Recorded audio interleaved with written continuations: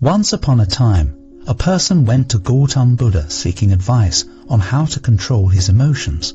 The person was struggling with anger and frustration, and he was looking for a way to manage his emotions better.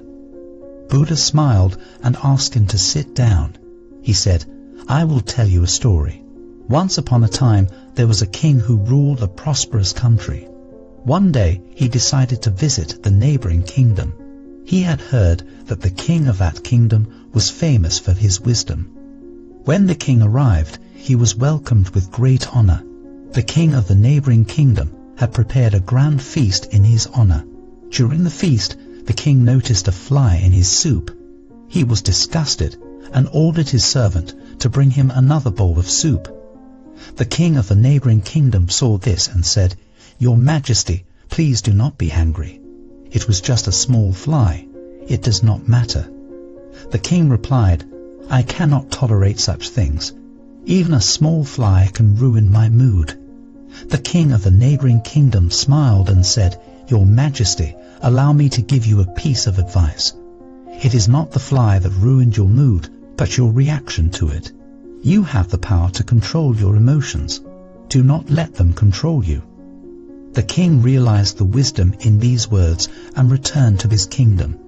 From that day onwards, he started practicing the art of not reacting to situations that would previously trigger his emotions. He found that he was able to maintain his composure in challenging situations and was able to make better decisions. The power of not reacting is an important lesson for all of us. We often react to situations without thinking, and this can lead to negative consequences. Reacting to situations with anger and frustration can damage our relationships with others and hinder our ability to make clear-headed decisions. However, it is important to understand that not reacting does not mean that we should suppress our emotions. Emotions are a natural part of our human experience, and it is important to acknowledge them. Instead of reacting impulsively, we should take the time to process our emotions and respond in a thoughtful manner. In another part of the world, there lived a young man named Michael. Michael was a very emotional person, and he often reacted impulsively to situations that upset him. He would get angry and say hurtful things, which would lead to arguments and hurt feelings. One day, Michael decided to take control of his emotions.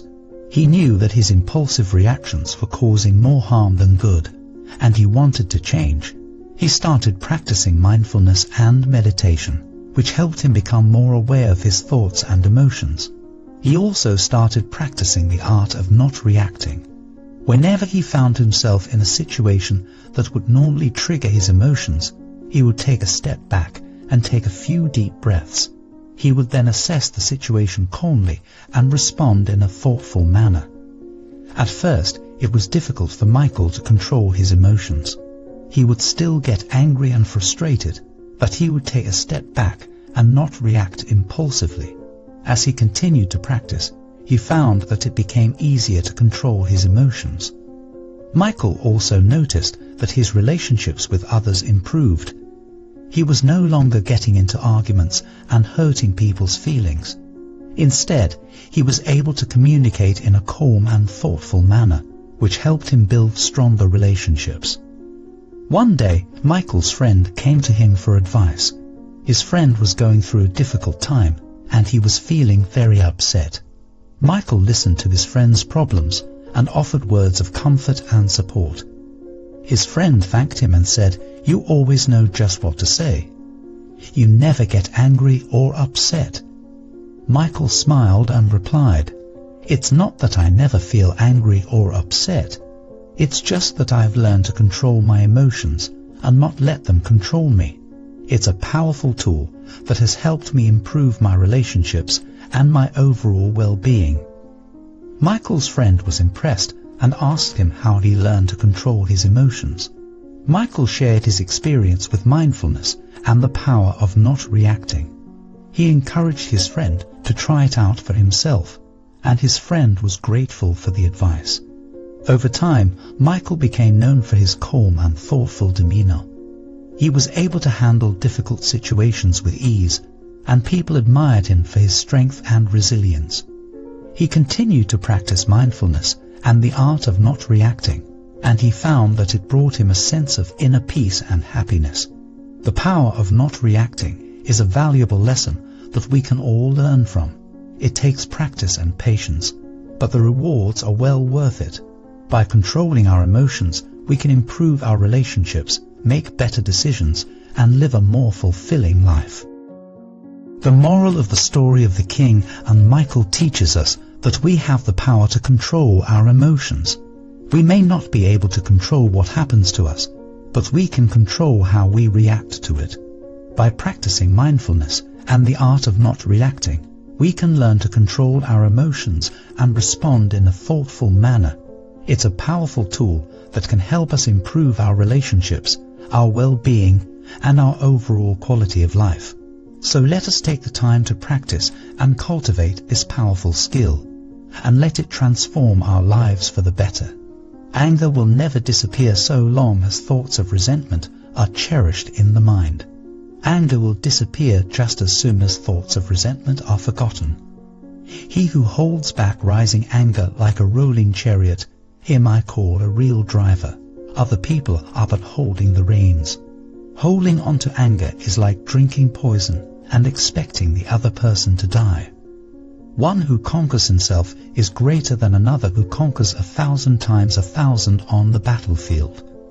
Do not be led by your reactions, be led by your actions. Peace comes from within. Do not seek it without. In a controversy, the instant we feel anger, we have already ceased striving for the truth and have begun striving for ourselves. The mind is everything. What you think, you become. You will not be punished for your anger. You will be punished by your anger. The root of suffering is attachment. If you want others to be happy, practice compassion. If you want to be happy, practice compassion. Letting go gives us freedom, and freedom is the only condition for happiness. If in our heart we still cling to anything, anger, anxiety, or possessions, we cannot be free. Better than 1,000 hollow words is one word that brings peace. All that we are is the result of what we have thought. Respond, don't react. Respond with reason, not emotion. In the end, only 3 things matter: how much you loved, how gently you lived, and how gracefully you let go of things not meant for you. He who experiences the unity of life sees his own self in all beings, and all beings in his own self, and looks on everything with an impartial eye. Happiness never decreases by being shared. We are shaped by our thoughts. We become what we think. Do not dwell in the past. Do not dream of the future. Concentrate the mind on the present moment. 3 things cannot be long hidden: the sun, the moon, and the truth. The only way to find true happiness is to let go of your attachment to things and people. The mind is everything. What you think, you become. It is a man's own mind, not his enemy or foe, that lures him to evil ways. An idea that is developed and put into action is more important than an idea that exists only as an idea. There is no fire like passion. There is no shark like hatred. There is no snare like folly. There is no torrent like greed. What we think, we become. All that we are arises with our thoughts. With our thoughts, we make the world. If you want to fly, you have to give up what weighs you down. If you want to change the world, change yourself first. Happiness is not something ready-made. It comes from your own actions. The trouble is you think you have time. The mind is like water. When it's turbulent, it's difficult to see. When it's calm, everything becomes clear. The tongue, like a sharp knife, kills without drawing blood.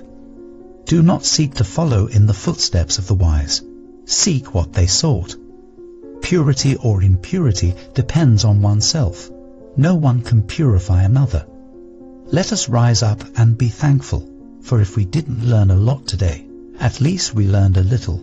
And if we didn't learn a little, at least we didn't get sick. And if we got sick, at least we didn't die. So let us all be thankful. The only real failure in life is not to be true to the best one knows. The past is already gone, the future is not yet here. There's only one moment for you to live. To be idle is a short road to death, and to be diligent is a way of life. Foolish people are idle, wise people are diligent. Hatred does not cease by hatred, but only by love. This is the eternal rule. Whatever a monk keeps pursuing with his thinking and pondering, that becomes the inclination of his awareness. Do not dwell in the past, do not dream of the future, concentrate the mind on the present moment. The mind is everything. What you think you become. Do not look for a sanctuary in anyone except yourself. The only way to do great work is to love what you do. If you haven't found it yet, keep looking. Don't settle. As with all matters of the heart, you'll know when you find it. The greatest glory in living lies not in never falling, but in rising every time we fall. No one saves us but ourselves. No one can and no one may. We ourselves must walk the path.